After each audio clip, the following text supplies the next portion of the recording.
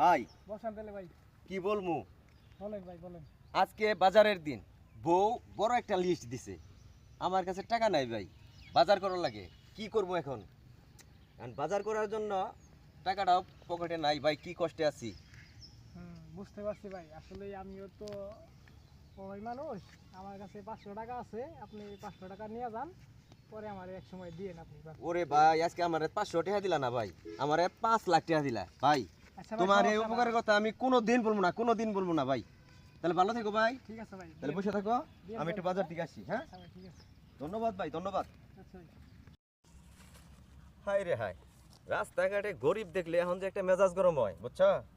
এই গরিব টরিব দেখলেই ভালো লাগে না। টাকা আলাদের সাথে টাকা আলাদের সম্পর্ক থাকবো, গরিবের সাথে টাকা আলা যায় যায় না।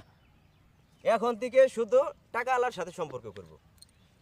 কি অবস্থা বড় ভাই, কেমন আছেন? তুই কেরা জানি মঞ্জু, এই রে শালা গরিব, 500 টাকা দিছস, এই 500 টাকা নিয়ে এসে পড়ছস, দা তোর আরো লাগবো, নিয়ে যা। শালার গরিব, যা সর। আয় রে আজব মানুষ, বুঝলাম টাকা না। থাকলে দাম আমি এমনি পামু। তুমি মঞ্জু দাম দিলেও যা, না দিলেও তা। আমার কাছে তোমার মতো মঞ্জু 10টা কেনার মতো মাল আইসা পড়ছে। আর টাইম নাই কাউরে, আর টাইম নাই, টাইম দিবও না। ঠিক আছে, এখন যে জায়গায় যাই ওই জায়গার মধ্যেই চেয়ার ছেড়ে দেয় বসার জন্য। এখন আমি সভাপতি হমু, এলাকার সভাপতি হমু। টাকা আছে, টাকা আমার, টাকা আছে, আমার পাওয়ার আছে।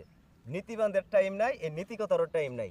টাকা 1000 মাইরা যা বলমু সব কমপ্লিট।